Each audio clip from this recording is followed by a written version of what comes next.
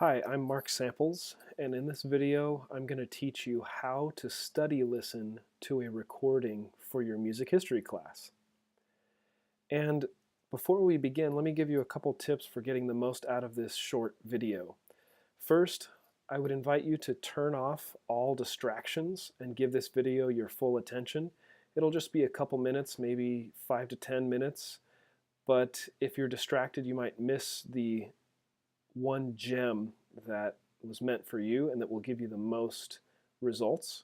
So I invite you to just turn off your phone or silence it, close off Facebook, close out of Snapchat or whatever else is potentially going to distract you in the next couple minutes, and really give this video your full attention.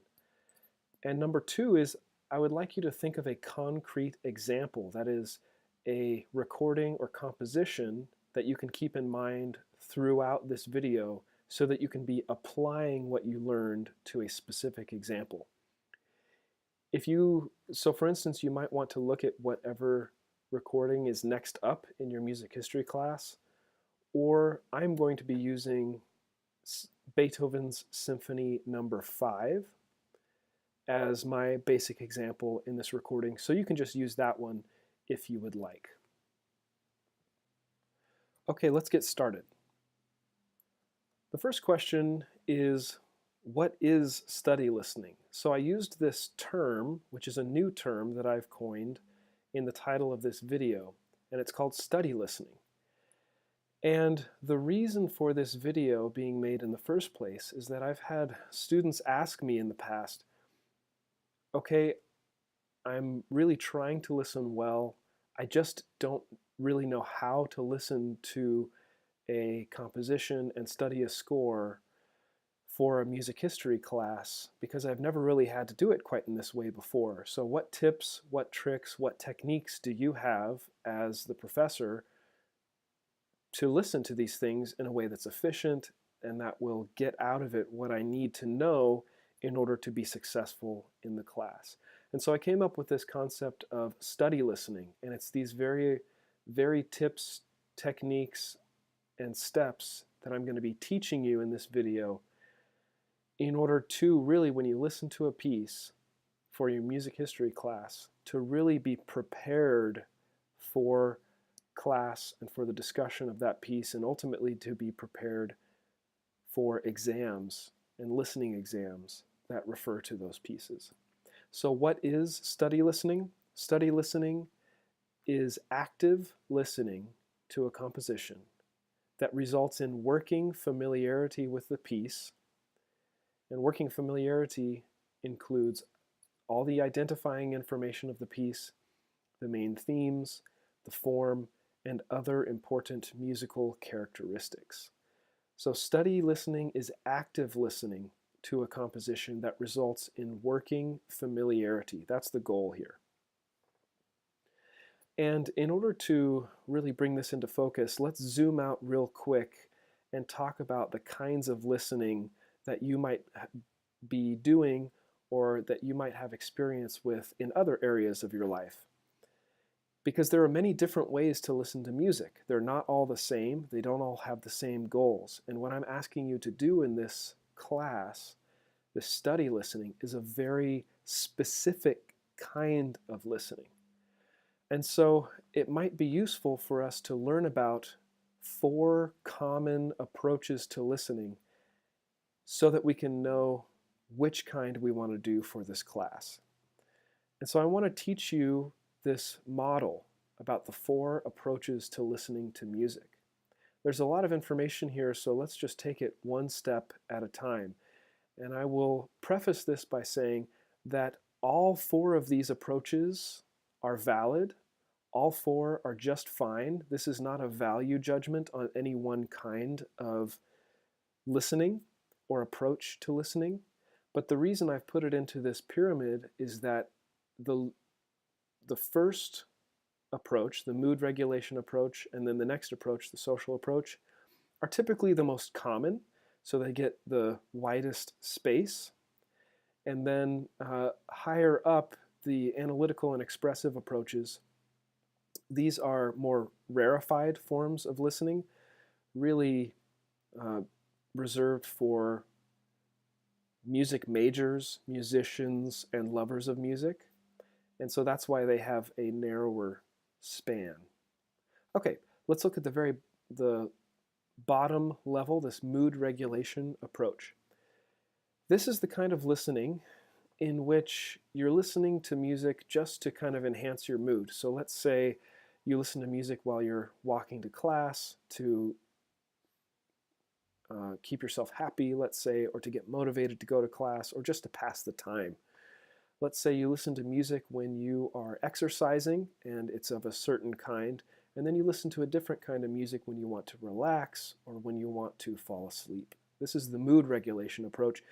It's an approach that doesn't take really active focus or attention on the music itself, but the music really enhances other things that you're doing, specifically your mood.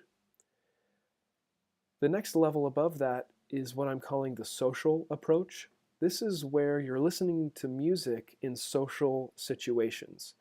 So you hear music at a coffee shop, or you hear music at a party, or you hear music anytime. Maybe you're attending a concert or you're attending a music performance, but you're not sitting down quietly focusing on the music. The music is just kind of going in the background. So if you've ever been to a wedding reception where people are eating and talking and dancing and there's a band or a DJ, this is the social approach. The music is not meant to be studied or attended to specifically. It's meant to facilitate social interaction. So these two levels I'm calling passive approaches to listening, and it's not because the body or the mind is entirely passive, but it's because you're not really focusing your attention on the sounds and really asking questions of the sounds and interrogating the sounds.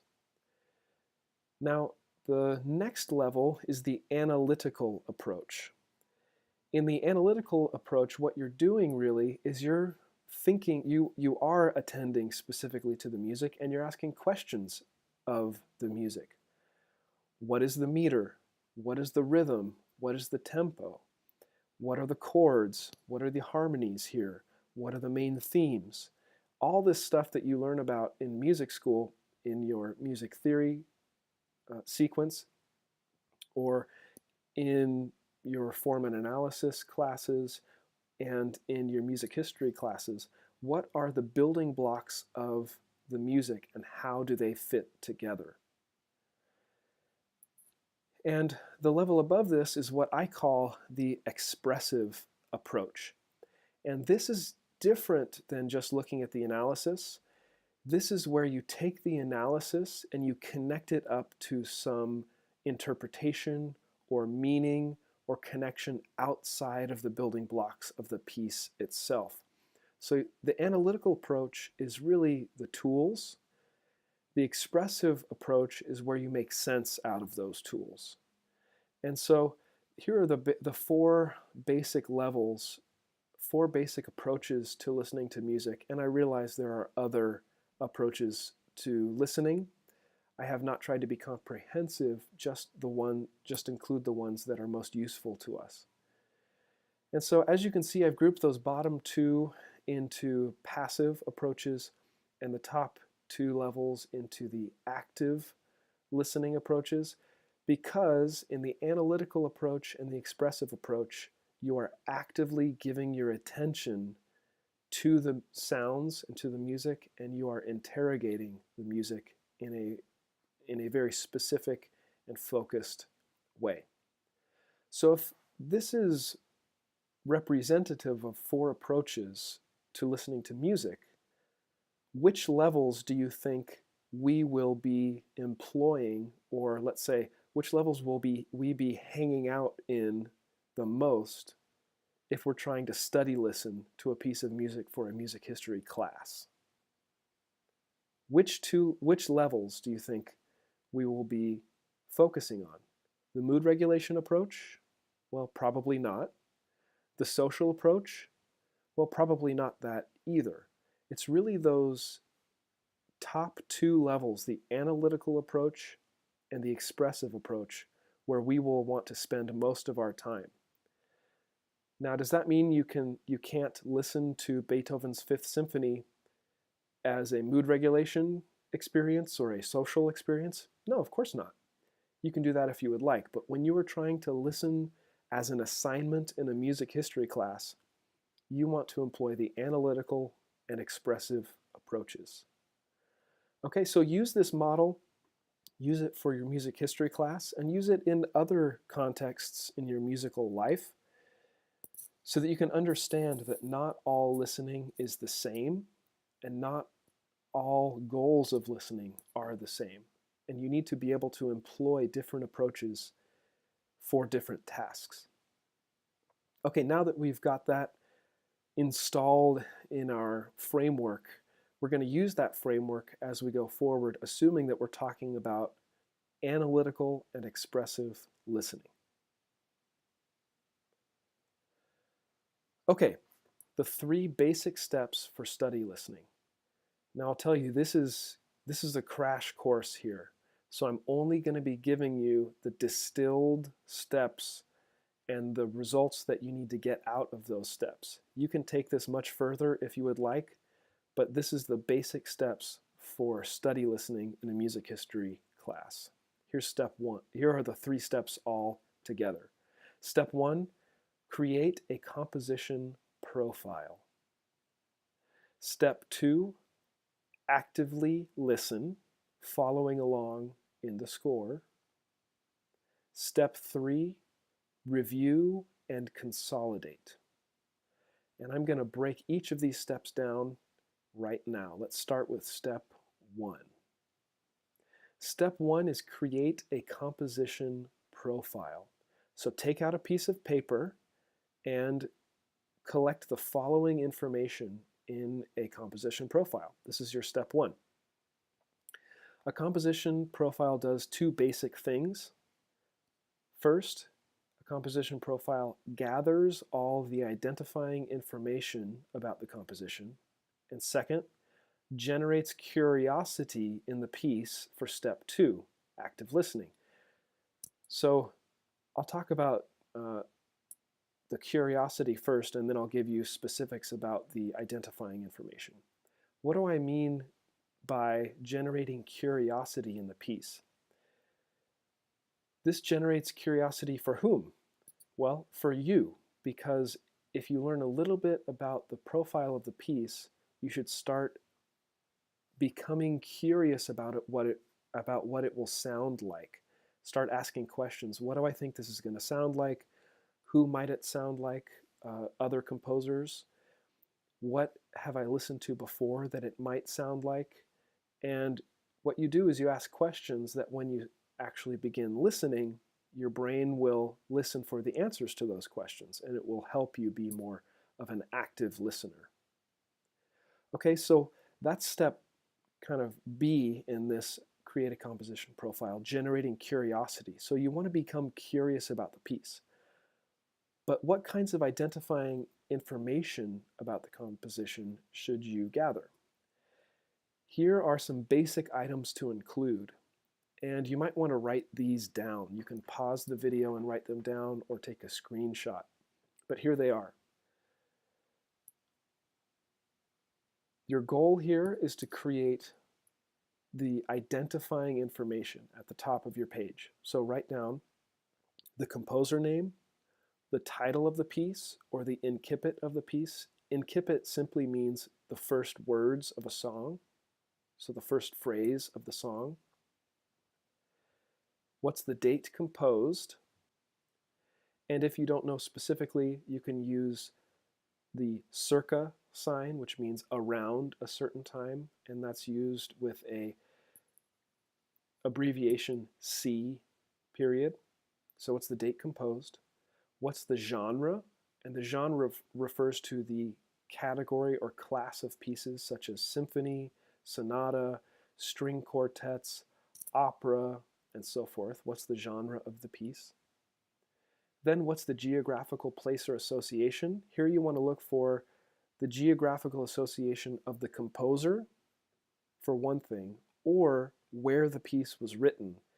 if it was written specifically for the church in Venice, or with Beethoven, Beethoven's Symphony Number 5, you would associate that with Vienna because that's where Beethoven lived for most of his mature career, and the style or aesthetic trends this piece might exemplify. So let's go back through and do all of these for this Beethoven piece. Composer name, Ludwig van Beethoven. Title or incipit, Symphony Number 5. And you should also include the key of the piece, which is C minor. So Symphony Number 5 in C minor. The date composed, well, it was composed over a couple years, but I would probably list 1808 because that's the year it was first premiered. The genre would be symphony. The geographical place or association would be Vienna because that's where Beethoven was working. And the style or aesthetic trends this piece might exemplify. The highest elevation one here would be Romanticism. And that aesthetic trend of early Romanticism. And another thing you might put here would be personal subjective expression, or you might also put the sublime. And these would be concepts. Now, where would you find answers to this last one? Look in your book, your textbook.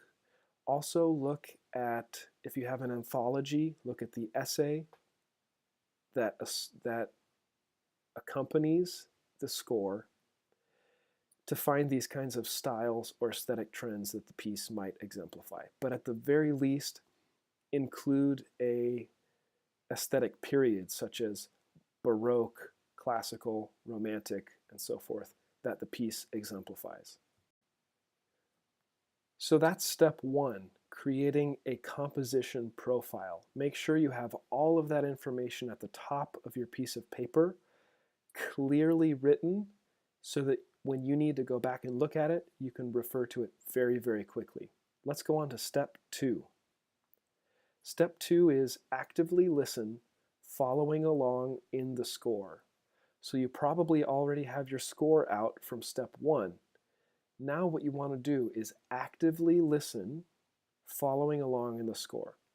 So when you're listening, be sure to focus your full attention on the music. I know it's very, very easy to get distracted when listening to music these days because most of the time we are practicing listening in those first two levels, the mood regulation or the social approach. And for both of those approaches, we do not need our full attention on the music. But remember what we're doing here. We're study listening. We don't have to study listen to everything all of the time. But right now, we want to focus our full attention on the music. Okay, as you're listening, do a couple things. Help yourself be active by putting some markings in the score, right directly on your score. Here are some things you can do. As you're listening, put 2 slashes anytime you suspect a formal section break. So anytime you think that there is a new section that is ending or beginning, just put 2 slashes in the score so that you can remember when you're looking back and trying to figure out the overall form of the piece, you have some visual markings to help with that analysis. Also, as you're listening, put a T anytime you hear an important theme. Again, a theme is a melodic phrase or a melodic theme that returns. Anytime you hear that theme, you want to put a T there so that you can refer to that later. And then I recommend that you put a star in the score anytime you find something interesting. And this is really a wild card marking. You can put a star next to something that you just think sounds cool, or you can put a star next to something you think that will be important, but you don't know how to categorize it. And put the star next to the area that you found interesting. And this is just a little note that you need to come back to this and see if you can figure out what is going on here. And then when you've done these activities, you need to listen as many times to the entire piece or to certain sections of the piece to achieve a working familiarity with this piece. Now, how many times does that mean? You should listen to it at least twice, and most often you'll need to listen to it at least 3 times in order to really kind of get a sense for the piece. And each time you go back and listen to the piece, make your markings a little bit more detailed and a little bit more organized. This is really going to help you for step 3, and so you want to be sure that you do this very, very intently, and really the more work you can do on this step, the easier it will be in step 3. So let's move along to step 3.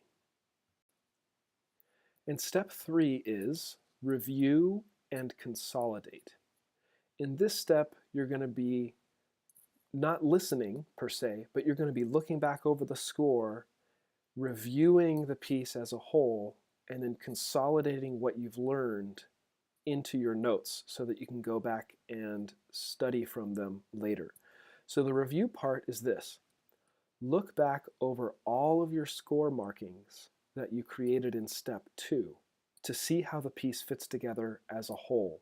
And I think what you'll find is that if you've done step 1 and then you've done step 2, and step 2 is really kind of in the weeds, listening to the piece in the flow of time. Step 3, you really kind of raise up and look at it from a high elevation. Look at the thing as a whole. And what you want to do is see the forest and not just the trees on this step. See how it fits together as a whole. And then the consolidation exercise or step is what you want to do is you want to now transfer your score notes to your notes page. That is the page where you have your composer profile. And what you want to do is not just transfer it exactly. As you transfer, revise the information and your markings into a state that can be studied later. So don't just have slashes for your formal sections. Through your listening, figure out how many sections there are and convert that into section A, section B, section C. And let's say with Beethoven's symphony, you realize that the symphony movement number 1 has a sonata allegro form, and so you transfer the measure numbers from your markings into the various sections of the sonata allegro form, such as the exposition and the development and the recapitulation. So this is really where you transfer the details into your notes in such a way that they can be studied at a later time. Oh, I don't know, maybe for the exam. Okay, and then the benefit here is that if you bring this to class, if you've done the work before class and you bring this to class, in class you're going to be able to refine your notes. So these notes don't have to be perfect. This is the first draft. And then in class you can revise them and make them better. And then after class, while you're studying this information, you can revise them and make them even better. So that's the step 3, and these are the 3 steps of study listening in their basic forms. And if you do this, you will be prepared for class and for the learning that will happen in class, and you will really be prepared to study well for the exams. Now, there are a couple ways you can go further with this, and so if you're interested in going further, here are just a couple suggestions. The first suggestion is to use the same notes format for each composition and to keep all compositions in a notebook. And so if you use these 3 steps, you will automatically have the same format for each composition. And what I would recommend is just make sure that they kind of look the same and are easily compared. And then I would put all of those pieces of paper into a single notebook so that you can find them when you need them for study purposes. And the second suggestion is to take this information in these notes and then create charts. You can do this on paper, or you can do this in Excel or another spreadsheet program. Create charts that compare compositions with like characteristics, such as composer, genre, style, etc. So maybe I want to create a chart of all of the romantic symphonies that I've studied so that I can see how they're different and how they are the same. Or let's say I want to make a chart of all Beethoven compositions so that I can get a sense of how the style is the same or different when he's writing for the piano, or when he's writing for a string quartet, or when he's writing for a symphony. And if you create these charts, you will really take your learning to another level, and you will be even more prepared for your exams. And that concludes this lesson on how to study listen to a recording for your music history class. I think you'll find that if you employ these 3 steps when you are study listening to a recording in your music history class, you will find not only that you get more consistent results in your studying, but that you will also have a greater sense of confidence in that study and knowing that you have been prepared for class and that you are prepared for exams. And beyond either one of these 2 things, you can employ this practice, this study listening practice, to any piece, even outside of your music history class. If you are performing a piece that you really need to get inside of and to understand, you can employ this study listening approach. And it can really even influence your satisfaction in your career and in your ability to succeed in your career. So thanks so much for listening to this lesson on how to study listen to a recording for your music history class.